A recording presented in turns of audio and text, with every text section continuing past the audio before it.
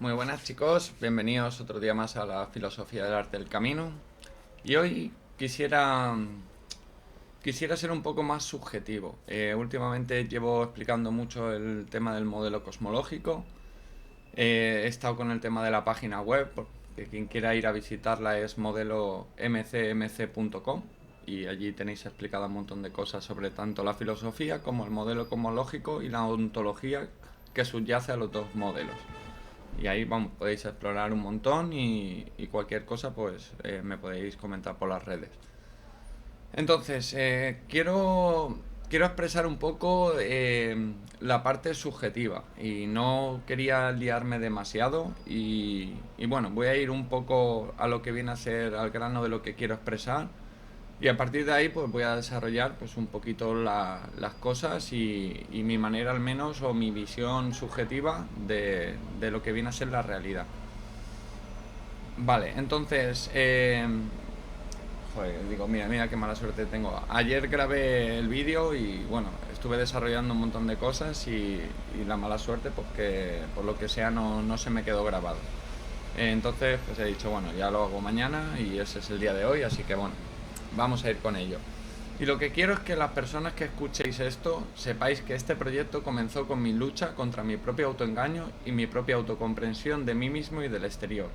Y con el exterior he tenido que entender lo que son los seres humanos, los animales, la vida en sí misma y el universo. Me pregunto cuántas personas estarán dispuestas a liberarse de su comprensión y juicio para intentar comprender mi propia visión. Y no para cambiar la vuestra, sino para expandir otra forma de comprender y de interpretar la realidad.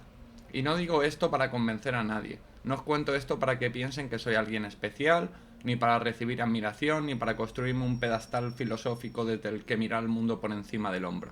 Escribo esto porque necesito ser honesto, porque los textos anteriores de esta filosofía, mis libros, son contemplativos, estructurados, pensados para que otros los reciban con calma. Pero la verdad de cómo nació todo esto no es contemplativa ni estructurada. Es caótica, dolorosa, a veces ridícula, a veces aterradora. Y si quiero ser coherente con lo que defiendo, que la autenticidad es la base del camino, entonces necesito mostrar el camino real. No el mapa pulido, sino el barro, las caídas, los callejones sin salida, las noches en las que no sabía si estaba descubriendo algo genuino o perdiendo la cabeza. Y es muy importante porque lo es que lo he estado repasando un montón de veces y digo, quiero al menos transmitir mi forma subjetiva de percibir la realidad y con ello para que intentéis comprender un poco más mi manera de percibir y ver las cosas. Y yo soy uno más, no me libro de nada de lo que describo en mis libros, solo que yo me he manipulado a mí mismo para poder llegar al punto que quería. Pero mi estructura se basa en la no estructura dentro de una dualidad. Es decir, tengo mi estructura mientras acepto la estructura en toda su forma. De ahí mi lucha interna constante contra mí mismo. No soy un maestro, soy un caminante que ha tropezado las suficientes veces como para reconocer que algunos de los agujeros del camino, y los señalo no porque yo los haya esquivado todos, sino porque he caído en la mayoría de ellos. Y es así, es simplemente al final que yo llevo, al menos desde mi manera de ver las cosas, tiempo caminando bajo algo que no es ni siquiera una estructura. Es como, imaginaros que dais un paso y que ese paso no está predispuesto en ningún lugar. Tú das un paso y hay una oscuridad, tú no tienes la certeza de lo que va a pasar con ese paso. Puedes intentar intuir a través de las relaciones de las cosas que te rodean y sobre ti mismo para intentar tener una vaga idea de cómo van a ser las cosas, pero al final lo que yo entendí es que uno se da el sentido a sí mismo, es decir, que con cada decisión que uno toma y con la estructura a través o las lentes de las cuales ve el mundo, le da un sentido a su propia experiencia y eso es lo que genera esa misma experiencia y el juicio subjetivo del cual nacen todas nuestras ideas. Entonces, ¿cómo? Es decir, al final, cuando uno empieza a ver la repetición de las cosas, intentas ver la esencia de esas mismas cosas, te das cuenta de que hay una similitud o como si fuese un patrón que se repite, como si todo fuera lo mismo, mostrado de diferentes formas y estructuras. Entonces, desde mi visión al final, sinceramente, es todo lo mismo. Todo es lo mismo expresado en diferentes formas y estructuras. El universo, el ser humano, la vida, las sociedades, yo respirando, tú escuchando y la gata que cuido que está aquí a mi lado durmiendo, mientras escucho música. Todos son dos tipos de energía estructuradas en diferentes formas y que de esa forma se permiten la existencia mutua. Llevo años mirando el mundo desde esta lente y cada vez lo veo con más claridad. La misma lógica que sostiene el cosmos sostiene la mente humana, y la misma lógica que sostiene la mente humana sostiene las sociedades que creamos. Y esto no es una metáfora, es una estructura, dos fuerzas opuestas y complementarias que no pueden existir la una sin la otra. Una que da forma, delimita y determina, y la otra que contiene, abre y permite. Y yo más bien diría más que fuerzas, dos esencias, es decir, son las dos esencias que la una no puede existir sin la otra. Y en el universo las llamo masa y espacio. En la mente las llamo ego y conciencia. En la sociedad las veo como estructura y libertad. Y cuando una de estas fuerzas domina hasta aniquilar a la otra, el sistema colapsa. En el cosmos eso produce un agujero negro, una región donde la masa se satura hasta romper la relación con el espacio, donde el tiempo se congela, donde la evolución se detiene. En la mente humana produce exactamente lo mismo y en la sociedad también. A eso es lo que yo llamo el agujero negro psíquico. No es una analogía, es el mismo patrón visto a diferentes escalas porque todo es lo mismo. Entonces, ¿cómo definiría yo, es decir, el cómo veo esta estructura y la relación que tiene con la mente humana? En términos ontológicos, el ego es la masa psíquica gravitacional que tiende a colapsar todo hacia su centro. Su función, desde mi visión, no es errónea. El ego da continuidad a la identidad, delimita la experiencia, protege las fronteras internas. Pero cuando el ego no reconoce su propia relatividad, cuando se toma a sí mismo como el centro absoluto, se convierte en un agujero denso que distorsiona toda la experiencia. Eso es un agujero negro psíquico, un estado donde la masa del ego ha saturado el espacio interno de la conciencia hasta romper la métrica dual subjetiva. El componente espacial, la conciencia, la apertura, la observación sin juicios se desvanece. Lo que queda es masa sellada, identidad rígida, juicios automáticos, reactividad constante. El tiempo interno se acelera, la energía se densifica, la percepción se vuelve reactiva, ya no se observa, solo se ejecuta o se sufre. Cada vez que colapsamos en un juicio automático, esto está mal, yo no sirvo, esa persona es peligrosa, se produce una reducción del espacio de conciencia. La energía que antes estaba en estado abierto, disponible, indiferenciada, se contrae, se curva y se fija en una forma. Esa fijación genera identidad, reacción, interpretación, pero también genera pérdida. Se pierde libertad, porque ya no vemos posibilidades, solo vemos una verdad impuesta. Se pierde energía, porque la tensión no se disuelve, se cristaliza en emoción densa, se pierde presencia, porque el momento ya no se habita, se reduce a simplemente significado. Cuando este proceso se vuelve crónico, inconsciente y automático, el costo se acumula como entropía subjetiva, ruido mental, fatiga emocional, aceleración del tiempo interno, reactividad constante. Y lo más importante, la persona ya no puede evolucionar, está ontológicamente congelada, exactamente como un agujero negro cósmico en un sello entrópico de evolución incompleta. El agujero negro psíquico es un sello entrópico de crecimiento personal detenido. Y el problema no es no tener ego, el problema es que el ego deje de reconocerse como forma relativa y se proclame verdad absoluta. Ahí empieza el colapso. Ahí es cuando una persona deja de ver, es decir, deja de ser incapaz de comprender de que existe otra forma de interpretar o ver el mundo, de que su visión y su juicio es subjetivo y relativo. Y a las personas se le olvida eso, porque al final, entiendo que todos buscamos una forma. Y esa forma, al final, está determinada. Y cuando la realidad o cualquier cosa no se asemeja a esa forma, nosotros la distorsionamos para que se adapte a ella, o al menos lo podamos justificar para aceptar lo que sucede fuera de lo que está bajo nuestro control, digamos. Entonces al final es una necesidad nuestra, que buscamos la justificación constante y las herramientas que usamos a través de ello es el autoengaño. Y no es que nos estemos engañando, es que estamos limitando las posibilidades y ceñiéndolas a simplemente una realidad. Entonces es como si dibujáramos una barrera en nosotros mismos y dijéramos todo lo que hay fuera de aquí no existe, no es real, no.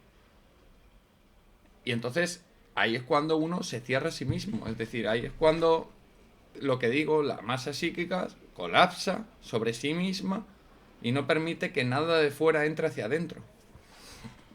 Vale, vamos a profundizar en ello porque creo que me adelanta un poco. Hay un mecanismo que he observado durante años, tanto en mí mismo como en las personas que me rodean, y que considero la raíz de casi todo lo que falla en nuestra forma de vivir. Lo llamo la inversión del proceso mental.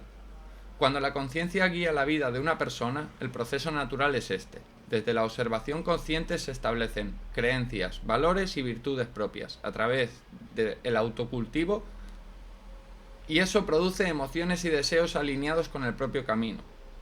La conciencia observa, el juicio se forma desde el centro y las emociones son consecuencia de una comprensión integrada. Pero cuando el ego domina, el proceso se invierte. Las emociones, deseos e impulsos son los que generan las creencias, valores y virtudes según los propios intereses. Y esas creencias así formadas deforman y sesgan la realidad al gusto de la persona. Lo que parece una visión del mundo es, en realidad, una justificación retroactiva del deseo. La subjetividad se disfraza de verdad. La forma se convierte en amo. Este es el núcleo del agujero negro psíquico. No es que la persona no piense, es que piensa al revés. Parte del impulso y construye hacia arriba una estructura que parece lógica, que parece coherente, que parece ética. Pero está construida sobre arena, sobre deseo no reconocido como deseo, sobre miedo no reconocido como miedo, sobre ego no reconocido como ego. Y aquí viene lo más peligroso. Una vez que la inversión se completa, la persona ya no puede verla, porque la estructura invertida se ha convertido en su lente. Ve el mundo a través de la distorsión y la distorsión le parece realidad. Eso es exactamente lo que ocurre dentro de un agujero negro cósmico. Dentro, las leyes funcionan, la lógica interna se sostiene, pero la relación con el exterior está rota. No hay comunicación posible con lo que está fuera del horizonte de eventos. La inversión del proceso mental es el horizonte de eventos del agujero negro psíquico. Una vez cruzado, la persona viva dentro de su propia lógica sellada y todo lo que le llega del exterior es reinterpretado para confirmar lo que ya cree. Y eso lo que hace es cerrar y bloquear a cualquier persona. Entonces, voy a entrar un poco más en detalles de lo que yo he ido describiendo a través de la filosofía. Todos tenemos una parte que nos da nuestra propia unicidad, lo que nos da nuestra propia autenticidad, lo que nos hace diferente a cualquier otro ser humano. En este caso, yo desde la filosofía del arte del camino lo he llamado el núcleo intrínseco. Y es esa parte de nuestra fisionomía, anatomía, niveles hormonales y niveles genéticos que componen nuestro núcleo. Y eso ha sido llamado espíritu, alma, Atman, de muchas maneras diferentes, pero al final todo hacen referencia a lo mismo. La parte nuestra que nos hace únicos. Y para mí eso, el núcleo intrínseco, está compuesto por la fisionomía, anatomía, niveles hormonales, que son unos baremos que no están preestablecidos, pero sí que están condicionados a nuestra propia estructura. Y estos cuatro, y nuestra genética. Y estos cuatro están conectados entre sí, es decir, que si cambia nuestra anatomía, puede cambiar nuestra función de niveles hormonales, por la distribución de nuestro cerebro, etcétera, etcétera. La fisionomía, lo mismo. Los niveles hormonales también tenemos una base o una predisposición en la cual iba a ser nuestro núcleo. Y a partir de ahí, pues puede haber cualquier deformación, cualquier modificación, y eso es lo que nos hace a nosotros nuestra propia unicidad. Es decir, el que seamos únicos con respecto a los demás. Y ese es la parte de donde parte, es decir, es comparado con el MCMC a la imperfección original, es decir, todos tenemos una estructura que compartimos, todos tenemos una mente que está compuesta por un ego y una conciencia, pero este ego y esta conciencia se manifiestan desde nuestro propio núcleo. Por eso en cada persona es diferente y por eso nuestro juicio es subjetivo. Porque parte de una estructura común, pero de una unicidad que nos hace diferente al resto. Desde mi punto de vista al menos es bastante sencillo. ¿Y cuál es la última parte? Que nuestro ego y conciencia, es decir, nuestra mente, está conectada a nuestro cuerpo, que es a través del cual se manifiesta nuestra experiencia.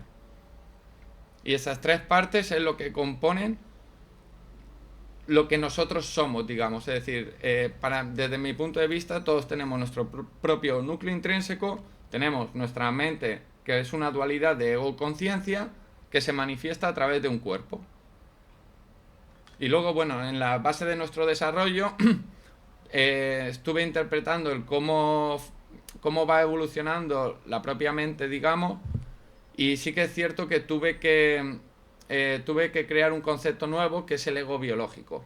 ¿Y qué es este ego biológico? Es la parte que está arraigada a nuestra genética, que mientras nosotros somos pequeños es muy fuerte y es una parte de nuestros instintos para la supervivencia. Es algo que está arraigado a nuestra genética y que cada uno se manifiesta de forma diferente según su propio núcleo. Pero que la función de ello es la propia supervivencia de uno mismo. Y por eso tenemos unos fuertes impulsos de pequeño que conforme nos vamos desarrollando se van aliviando. Digamos que esa tensión se va aliviando, simplemente. Entonces, bueno, voy a continuar un poquito y ya vamos entrando en los detalles de cada parte. Lo que veo a mi alrededor, en todos los ámbitos, es una humanidad que adora sus propias formas y ha olvidado su fuente, que se identifica con el reflejo de la no forma, sin volver al campo donde toda forma desaparece, que vive bajo juicios que parecen sagrados, pero que son simplemente las formas que su ego ha adoptado como verdades. Toda representación de una verdad absoluta, sea Dios, sea una ideología, sea un estatus social, sea una identidad de género, sea un título académico, implica una forma, y la mente humana tiende a cristalizarlo en algún tipo de estructura, una imagen, un arquetipo, una idea, una moral, una emoción, pero esa estructura, por definición, ya no es la fuente. Es una curvatura del juicio proyectada sobre la totalidad. Lo que debería ser la raíz de todo termina siendo una figura en la periferia del ego. Y así la mente no puede mirar directamente al origen, así que lo transforma en una imagen. Pero al hacerlo ya no mira el origen, sino su forma reflejada. Y esa forma reflejada es adorada como si fuera el origen mismo. Ahí está la trampa. Ahí está el agujero negro psíquico funcionando a nivel colectivo. Y ha habido muchos ejemplos para esto muy buenos, como el que nosotros solo vemos a la luna a través del reflejo en el agua, como si no la pudiéramos ver directamente desde arriba. Ha habido muchos ejemplos en la historia y bastante buenos como para que yo tenga, es decir, como, bueno, podría decir alguno, pero seguro que no supero algunos que han estado muy afinados. Entonces, todo es lo mismo. Lo que hace una persona con su ego interno, confundir la forma colapsada con la totalidad de lo que es exactamente lo que las sociedades hacen con sus estructuras. Confundir la forma social con lo que la realidad que esa forma debería servir.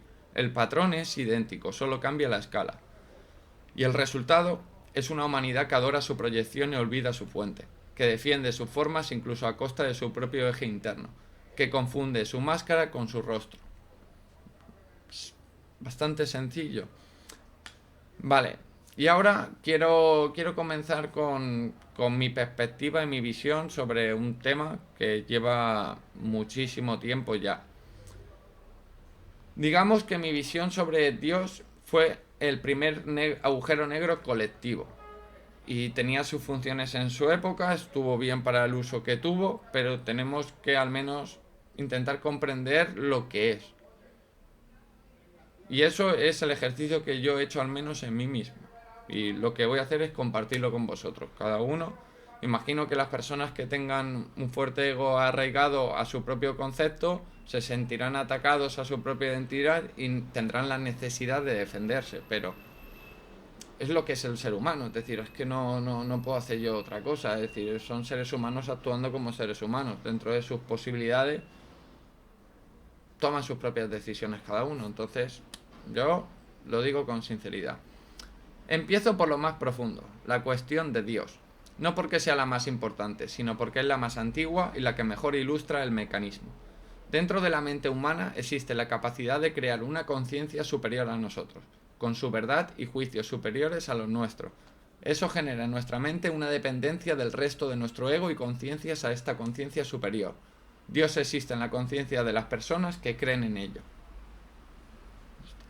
Sencillo, para mí, es decir, ni lo afirmo ni lo niego, es así simplemente. Y esa estructura está hecha de energía indeterminada. No puede manifestarse en la realidad, da igual la forma que uno le dé, solo puede manifestarse a través de nuestras propias acciones. Pero lo que ha ocurrido históricamente es que esa capacidad natural de la mente ha sido cristalizada, fijada, convertida en dogma. Dios es comprendido no como un constructo interno que surge cuando la conciencia intenta representarse a sí misma, sino como una entidad externa, separada, superior, y al hacerlo se produce una inversión. La forma que pretende representar lo que no tiene forma se convierte en la forma más rígida de todas. Cuando se afirma un Dios externo, superior, separado de la conciencia, se introduce una lógica jerárquica. Si hay un Dios absoluto, entonces yo soy un inferior relativo. Si hay un juicio divino, entonces mi juicio debe someterse. Si hay un plan externo, entonces mi voluntad interna es sospechosa. La conciencia se curva hacia afuera, alejándose de su núcleo, buscando en una autoridad externa el sentido que solo puede emerger del centro, de sí mismo. Y ahí está el agujero negro colectivo funcionando. Millones de personas cuyo espacio interno de conciencia ha sido sustituido por una forma fija que se disfraza de trascendencia. En lugar de mirar hacia el núcleo sin forma que habita cada conciencia, se impone una forma externa como sustituto. La forma de Dios se convierte en la forma del ego que se disfraza de lo contrario. Los ateos, por otra parte, niegan la parte humana de la imaginación que lleva al concepto de Dios sin existir en la realidad, junto con el poder que tienen las creencias en uno mismo. Y los religiosos toman una verdad que siempre es subjetiva y la convierten en sagrado a través de sus propias interpretaciones, viéndose con la potestad de señalar a los demás. Ambos adornan formas diferentes, ninguno vuelve a la fuente. Dios nos revela la verdad del universo, revela la forma en la que la conciencia de cada uno ha colapsado sobre sí misma. Toda imagen de Dios es una forma relativa que refleja la estructura interna del que la imagina. Y para mí es eso, simplemente, y no es que ni que sea bueno ni que sea malo. Es decir, yo es algo que conozco, que identifico, que acepto, que es algo que está ahí, que tenemos todos esa fuerza interna o esa posibilidad, y yo la utilizo para manipularme a mí mismo. ¿Para qué os voy a mentir? Es decir, no. Es decir, es algo que está ahí. Es algo que me puede hacer un bien. ¿De qué manera lo puedo usar para que me haga a mí bien? ¿Cuál fue la respuesta que yo tuve? Mi Dios interno, mi Dios, es mi yo del futuro. Para mí es muy sencillo. Mi Dios interno, el Dios al que yo adoro, es el yo del futuro. Y lo único que tengo que hacer hoy, aquí y ahora, en el presente, es ser fiel a mí mismo para que en un futuro esté orgulloso del yo de ahora. Entonces, utilizo mi pasado como mi base en la cual construir para crearme a mí mismo hoy, aquí y ahora, para estar orgulloso de mí en un futuro. Y no necesito nada más. No necesito ninguna norma, no necesito ninguna ley, no necesito ningún dogma, no necesito ni que esté bien ni que esté mal, no necesito ni triunfar o fallar, no necesito nada de eso. Todo eso son formas que han delimitado el ego. Son necesidades de dicotomías. Eso no es lo importante para mí. Para mí lo importante es si he sido fiel a mí mismo, si lo he hecho con la mejor intención. Es decir, ¿por qué me tengo que preocupar por cosas que son externas a mí, de las cuales no tengo control? Del único que tengo control es sobre mí mismo. Por lo tanto, tengo que enfocar mis energías y la fuerza en mí para lo que yo quiero. Y todos basamos nuestra vida en una serie de intereses y beneficios. Tampoco lo niego. Tampoco voy a luchar contra eso. Es cierto. Es decir, el tema está en limitarlo a solo tu propia visión. Es decir, cada uno tiene sus propios intereses y beneficios. Pero ¿qué ocurre si tus intereses y beneficios no están en ti mismo, si no están en las personas que te rodean? Sigues siendo egoísta a efectos prácticos. Pero tu egoísmo no está en ti mismo. Está en la gente que quieres. Entonces, ¿cuál es mi trabajo? Crecer yo a mí mismo para que las personas de mi alrededor puedan disfrutar de ese yo. Porque lo que yo quiero es que las personas sean felices, las que están a mi lado. ¿Y cómo puedo trabajar eso? En mí mismo. Entonces, por eso hay veces que veo a la gente tan enfocada en el exterior, necesitando la validación externa. Cuando una persona viene a conversar conmigo y te das cuenta de que no está hablando, de que te está forzando a que entiendas su punto de vista para que entonces le valides y así esa persona se autoconvenzca de que está en lo cierto. Y cuando tú lo miras y dices, pero si es una forma, pero si la forma da igual, pero si al final, si todo es lo mismo, ¿por qué le estás haciendo esto O sea, es decir, es como, no entiendo. Y me da igual que necesite la validación o no, es que a fin de cuentas, pero ¿qué hago? Si lo hago, es decir, sé las consecuencias de hacerlo, que estoy alimentando un ego en el cual la sociedad misma me está forzando a que tengo que validarlo, porque las conversaciones no son conversaciones entre opiniones, porque la gente ha perdido toda tolerancia a una opinión externa a la suya propia y solo consume lo que tolera. Es decir, es que hemos llegado a esos límites ya. Entonces, claro, desde esos puntos todo el mundo busca debatir, porque a través del debate se busca convencer. Y ahí está el arte del uso de las palabras, pero las palabras son eso, palabras. El significado y la intención que hay detrás de esas palabras es lo que vale, es el valor que le da a esas palabras. Entonces no podemos mirar el reflejo, tendremos que mirar lo que hay detrás que subyace a eso que se refleja. Ese es el punto. Entonces, claro, pues eso me hace dudar a mí de muchísimas cosas. Si la religión fue el primer mecanismo de control a través de la conciencia impuesta, el consumismo es el segundo a través del ego sobreestimulado, y es el que domina nuestra época, es el que todos vivimos y consumimos hoy en día. A través de la revolución industrial, la globalización y el creciente materialismo, la sociedad se ha sumergido en el ego. Las empresas empezaron a explotar y ver que, a través de la sobreestimulación continua y la programación pasiva a través de medios, se podía sustituir el ego de las propias personas y crear uno nuevo. De esa forma podían llegar a tener el control de la sociedad, teniendo el poder sobre sus intereses y deseos. Y ese es el punto donde estamos actualmente, es decir, la gente compra, consume egos de otras personas y ni siquiera saben de qué proceden, cuáles son los intereses y beneficios que había detrás, qué era lo que estaba moviendo eso. Es decir, ni siquiera la gente es incapaz de darle un sentido a sí misma a través de sus acciones y necesita consumir el sentido de otros. Pero el sentido de otros está distorsionado por sus intereses y beneficios. Entonces, ¿qué es lo que realmente estamos consumiendo? Es decir, yo no sé cómo la gente no se pregunta las cosas y simplemente, es decir, lo que subyace a todo lo que vemos. Es decir, no puedo entender. Y aquí la inversión del proceso mental opera a escala industrial. No se le dice a la persona, piensa, observa, decide qué necesita. Se le dice, siente esto, desea esto, necesita esto. Y después la persona construye sus creencias, valores y narrativa vital alrededor de ese deseo implantado. Cree que elige libremente lo que le ha sido programado. La forma, el producto, la marca, el estatus, el estilo de vida se convierte en el objeto de adoración. Y la persona defiende esa forma como si fuera su identidad, porque en gran medida lo es. Su ego ha sido construido alrededor de ella. Y de nuevo, todo es lo mismo. Estructura es idéntica al agujero negro cósmico. Masa saturado que ha anulado el espacio. Ego sobreestimulado que ha anulado la conciencia. Deseo convertido en necesidad que ha anulado la observación. El individuo queda sellado dentro de un ciclo que parece libre, pero está completamente determinado.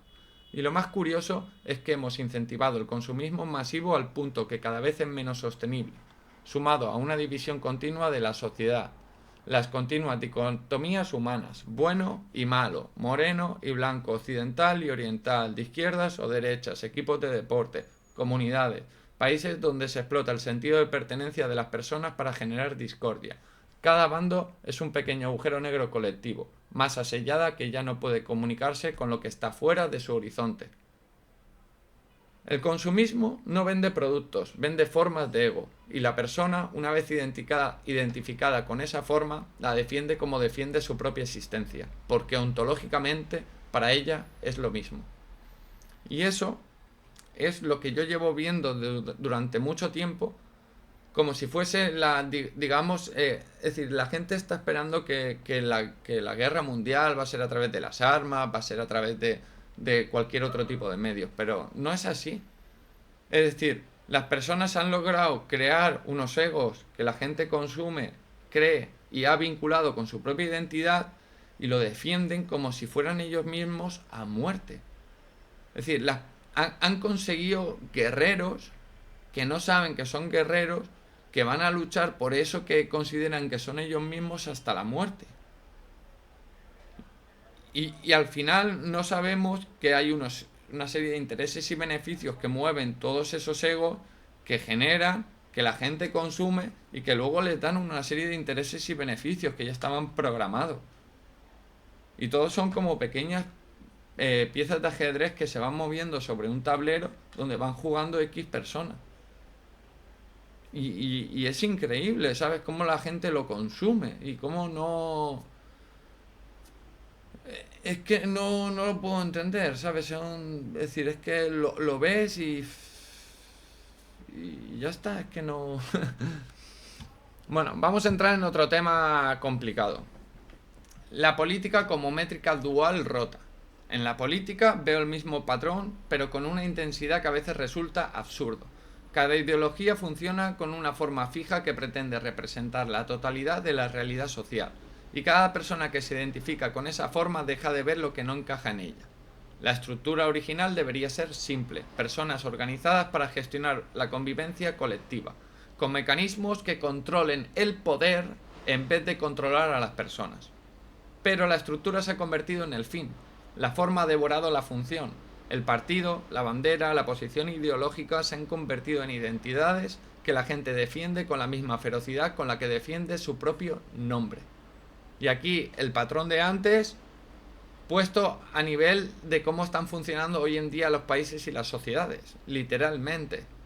Y aquí la inversión del proceso mental es brutal, porque la persona no llega a una posición política después de observar la realidad desde múltiples perspectivas. Primero siente la pertenencia a un grupo, por familia, por clase social, por reacción emocional a algo que le afecte, y después construye toda una arquitectura de argumentos que justifican esa pertenencia.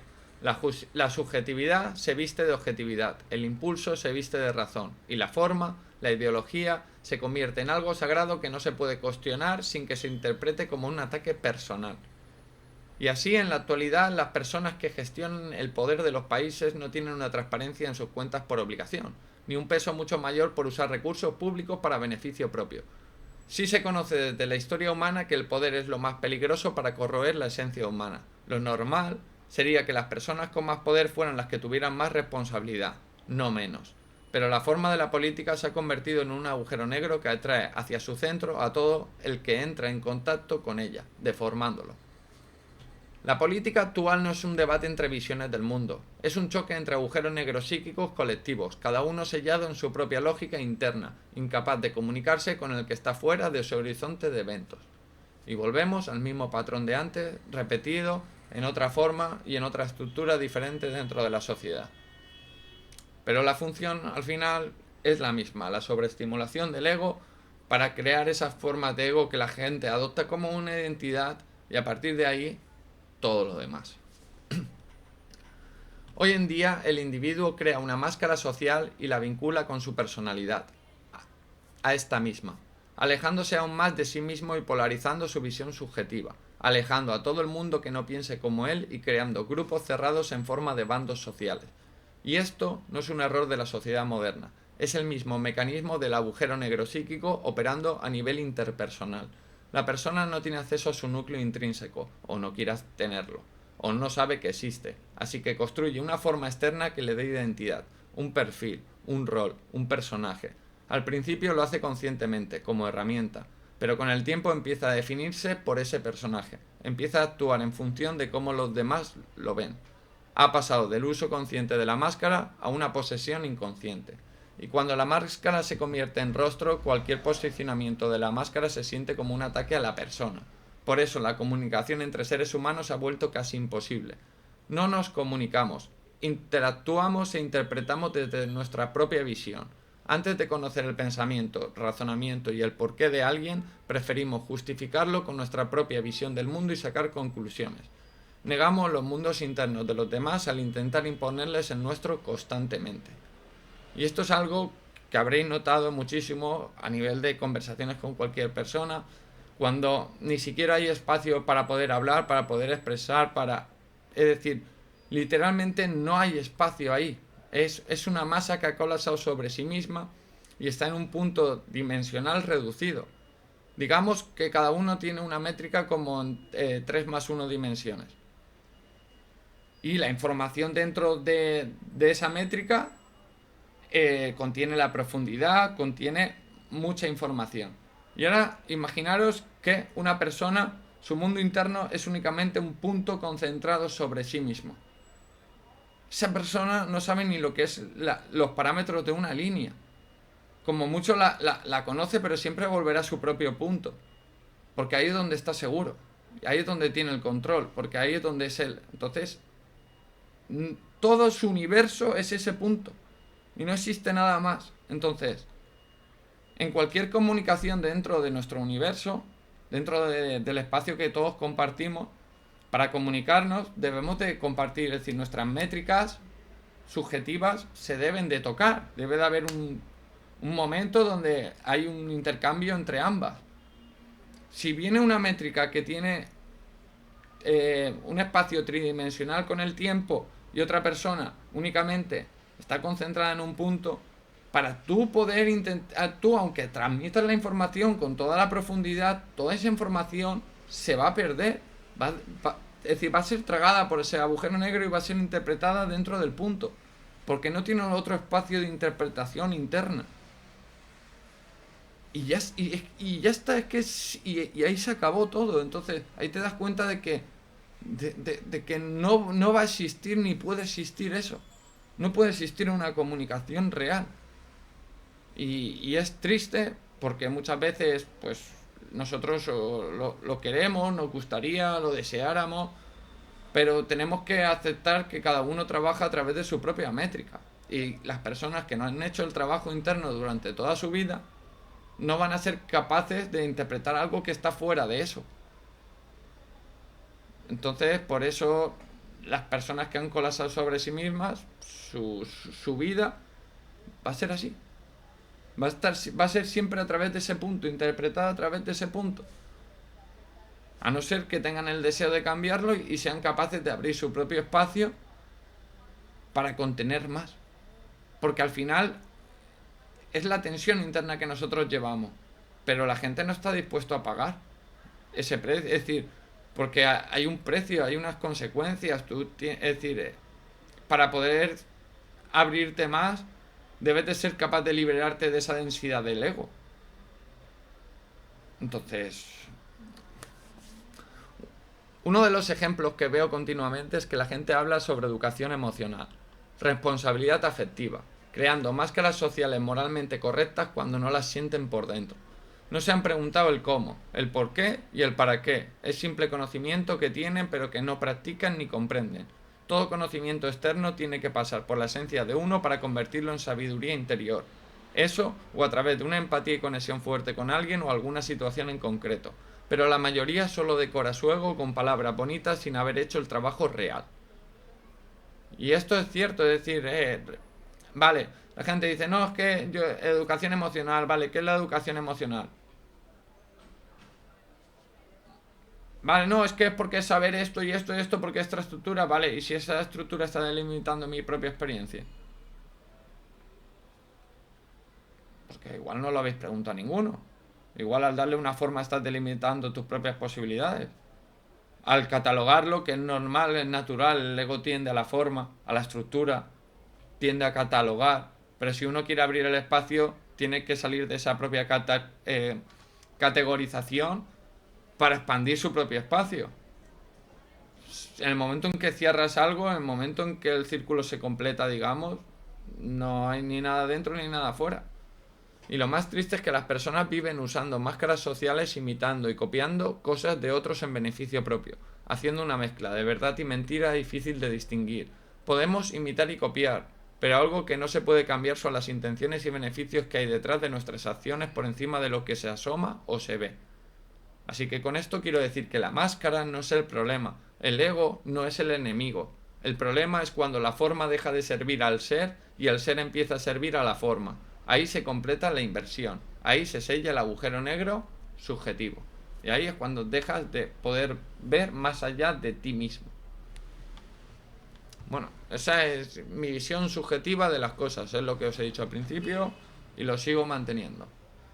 Pero al menos quiero compartir mi visión sobre las cosas, a nivel filosófico en este caso de lo que estamos hablando. Hay tantas personas que realmente piensan que se les está dando una educación a los jóvenes cuando esas personas se tratan a sí mismos y al resto como productos humanos que deben producir para ser buenas personas y cumplir con la sociedad. La educación, tal y como está diseñada, no educa, programa. No facilita la emergencia de la forma interna de cada ser, sino que impone una forma externa y la premia su adopción. El título, la nota, la credencial se convierten en la forma adorada. Y la persona construye su identidad alrededor de esas formas. Soy médico, soy ingeniero, soy licenciado. En vez de trabajo de licenciado, hago de licenciado. No soy alguien que ha aprendido estas cosas y las usa como herramientas. Soy la forma que el sistema me ha dado. La inversión es clara. En vez de que el individuo explore su núcleo intrínseco, desarrolle su métrica dual subjetiva y luego elija las herramientas que necesita, el sistema le entrega las herramientas primero. Construye la identidad alrededor de ellas y suprime la pregunta sobre el núcleo. El resultado son personas que saben mucho pero que se conocen poco, que funcionan pero no viven, que producen pero no crean. No educamos para que las personas descubran quién es. Educamos para que la persona se adapte a la forma que necesitamos que sea. Y esa forma, el profesional, el ciudadano productivo, el consumidor responsable, se convierte en otro agujero negro psíquico, una identidad sellada que no puede cuestionarse sin que el sistema la castigue. Y así las personas deberían conocer de política, de filosofía, de sí mismas, para que ellas puedan decidir por ellas. No podemos esperar que en nuestra vida nunca nos hagamos cargo de nuestras decisiones o responsabilidades. Pero el sistema actual no quiere ciudadanos conscientes, quiere operarios. Y la forma más eficiente de producir operarios es crear agujeros negros psíquicos que no sepan que lo son. Y ahí está la clave. Una educación auténtica no impone forma, facilita la emergencia de la forma interna de cada ser. No programa, acompaña el proceso tensorial que cada individuo encarna. Y en este caso aquí se hace lo contrario. En la educación se premia, por ejemplo, que uno cuente lo que otro ha hecho cosas malas. A ti te dan un punto positivo. ¿Qué te están diciendo? Que la sociedad te va a premiar el tener ese tipo de actitudes. Y así es como van programando a las personas. ¿Y qué es lo que pasa? Que yo entiendo que los padres, si fueran conscientes de esto, tendrían que luchar contra eso. Entonces, si no tienen una serie de indicios serios o tienen la constancia segura, no van a tomar acción. Y si le pasan a otros que no sean los suyos, tampoco van a tomar acción. Y al final, eso me recuerda a un ejemplo claro. Es como un profesor que entra en una clase y de repente, sin razón aparente, empieza a gritarle a uno y le echa de la clase.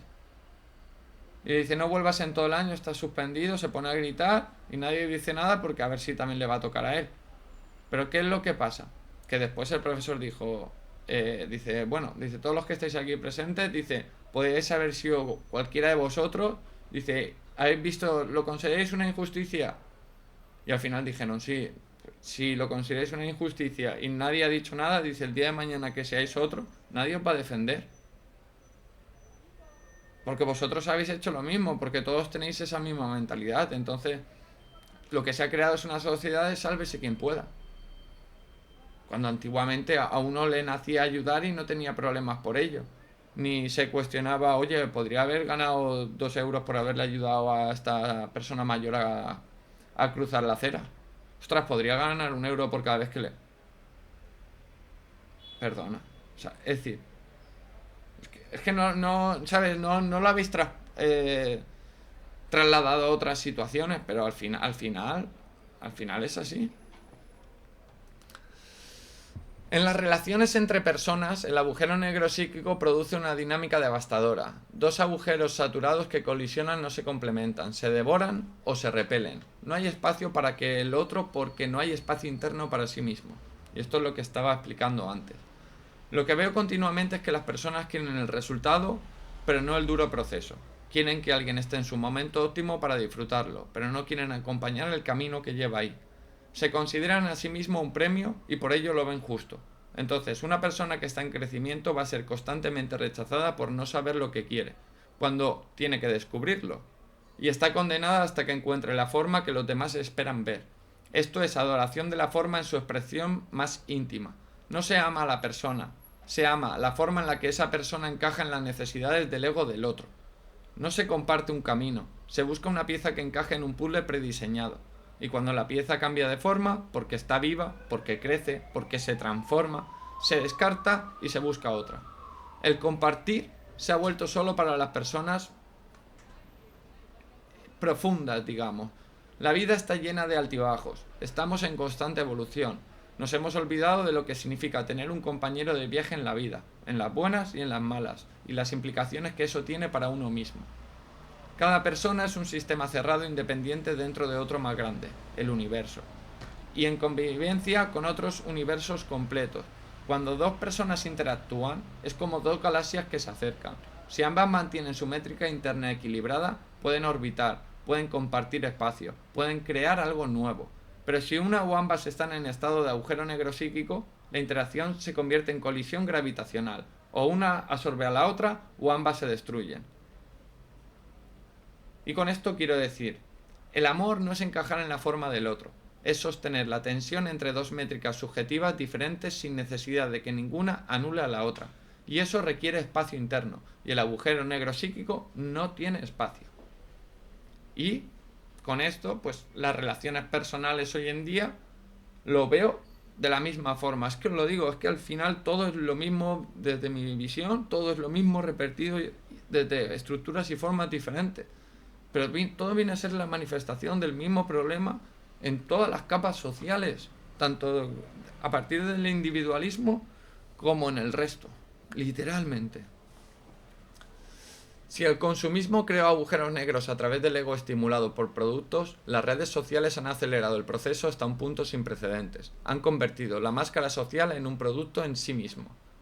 La persona no solo adopta una forma, la publica, la promociona, recibe validación o rechazo instantáneo y ajusta la forma según la respuesta. El ciclo de retroalimentación es tan rápido que la inversión del proceso mental se completa en semanas en vez de años. Niños que aún no han explorado su núcleo intrínseco ya están construyendo su identidad alrededor de una forma digital. Adultos que confunden los likes con la aceptación real. Comunidades enteras que existen solo como burbujas de formas compartidas, incapaces de dialogar con nadie que no refleje su propia imagen. Todo se reduce a lo mismo: masa saturando espacio, forma devorando conciencia, ego expandido hasta romper la métrica interna. Cada burbuja es un agujero negro psíquico colectivo, y cada persona dentro de esa burbuja es un agujero negro individual que cree que está conectado porque comparte forma con otros, cuando en realidad todos están sellados en la misma lógica cerrada. La mayor ironía de nuestra época es que vivimos más conectados que nunca y más aislados que nunca, porque la conexión es entre formas, no entre núcleos, y las formas no se comunican, compiten. Si todo es lo mismo, entonces lo es la salida. En el cosmos, cuando la energía confinada dentro de un agujero negro alcanza el umbral crítico, se produce un desbordamiento que reactiva la dinámica. El agujero negro transita hacia una fase de agujero blanco, un canal de liberación estructural. No es una explosión, es una reactivación del espacio donde antes solo había masa sellada. En la mente humana, el proceso es el mismo. La salida del agujero negro psíquico no es destruir el ego, es reactivar el espacio de la conciencia. No eliminar la forma, sino dejar de adorarla. No aniquilar la estructura, sino reconocerla como lo que es, una herramienta relativa, no una verdad absoluta. Y el primer acto es observar el juicio mientras ocurre, no para evitarlo, no para negarlo, no para corregirlo, sino para desidentificarse de su forma y habitar el campo desde donde ha surgido. Cuando el juicio es sostenido por la conciencia sin identificación, se produce un fenómeno inverso al colapso, una expansión del espacio interno. Lo que parecía definido se vuelve relativo, lo que parecía cierto se vuelve parcial, lo que parecía urgente se vuelve contemplativo. Ese proceso no es pasividad, es poder, es el poder de sostener la tensión sin necesidad de reducirla a una forma inmediata. En la sociedad la salida es la misma, no destruir las estructuras, sino dejar de convertirlas en verdades. Usar normas y roles como infraestructura, no como verdad. Negociar límites, ritmos, contextos, sin imponer mi ontología ni dejar que me impongan la suya. Entender que las capas sociales pueden influenciarme, pero jamás pueden definirme completamente. Y en las relaciones, dejar de buscar la forma que me completa y empezar a sostener la tensión entre dos métricas que se reconocen mutuamente sin la necesidad de fusionarse ni de competir. La salida del agujero negro psíquico no es alcanzar la luz, es reconocer que el espacio que la luz necesita para existir ya estaba ahí, tapado por la masa de formas que hemos adorado como si fueran dioses. Entonces, con todo esto, quiero quiero, para cerrar, volver al principio. Al principio de este texto y al principio de todo. Cuando sentí el nacimiento del universo en mi propia meditación, cuando viví la experiencia de la masa y el espacio como una sola cosa antes de diferenciarse, cuando tuve que diluir la comprensión dentro de mí para poder existir, lo que entendí no fue cómo nació el cosmos. Entendí cómo nace cada pensamiento, cada emoción, cada juicio, cada sociedad, cada relación, cada conflicto, porque todo es lo mismo.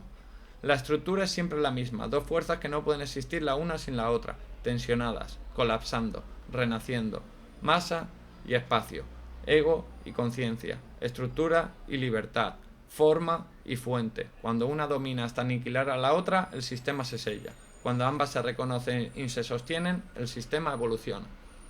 La relatividad junto con la subjetividad que proviene de nuestro núcleo intrínseco y la dualidad inherente que generan el juicio humano, esto, a su vez, es la propia fuente que provee identidad y unicidad al ser humano. Y esto genera una visión relativa y subjetiva de cada individuo que en su conjunto supone la visión relativa y subjetiva de la humanidad. Buah, se me estaba ya perdiendo la visión. Ay. A ver, es que uno de los factores clave es la necesidad tribal de pertenencia, creando estructuras unificadas de juicio donde se identifiquen ellos mismos, lo que lleva a la creación de las sociedades tal y como se crean las estructuras en el universo. No culpo al ser humano, simplemente es desconocimiento de sí mismo y del propio exterior. La necesidad de control viene de la propia determinación y hace que nazca una necesidad de estructuración y catalogación, buscando el entendimiento y la comprensión desde la justificación del ego para validarse a sí mismo y mantener su propia seguridad. Pero seguimos atascados en la relatividad a medias y nunca alcanzamos el final para renacer. Es un tema de comprensión, pero por más que utilice palabras o fórmulas siempre se puede tergiversar, pues el absoluto precisamente es que no hay absoluto, al igual que todo es relativo y nada carece de sentido. Precisamente por eso mismo, cada uno le da a cada acto y acción el sentido que nosotros mismos le damos. No hay un sentido dado, hay un campo fértil. No hay perfección, hay imperfección original que nos hace únicos y mantiene el mundo vivo. No hay absoluto ni vacío en acto, hay tensión mínima que impide el congelamiento y abre posibilidad. El agujero negro psíquico es adorar la forma hasta olvidar la fuente. Y la salida es recordar que la fuente nunca desapareció, solo fue tapada por las formas que nosotros mismos creamos.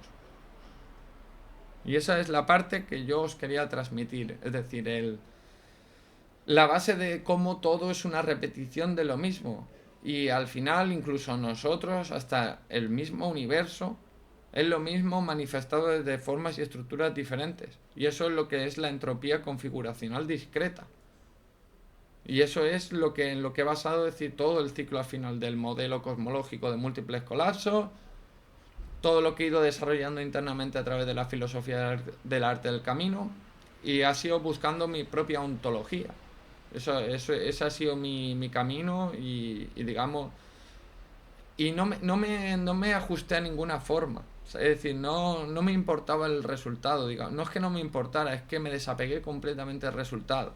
Podía ser cualquier cosa. No me hubiese sorprendido que hubiese llegado a ningún tipo de conclusión diferente, porque al final era, digo, no importa cómo sea, simplemente quiero saber lo que es a pesar de todo. Y ahí, pues bueno, también creo que ya tengo explicado en vídeos el tema de la meditación que hice, lo he explicado aquí brevemente. Y bueno, eso sería un poco lo que quería transmitir a través de este vídeo. Así que gracias a los que me hayáis escuchado, un placer como siempre, y nos vemos para la siguiente. Cuidado, chicos.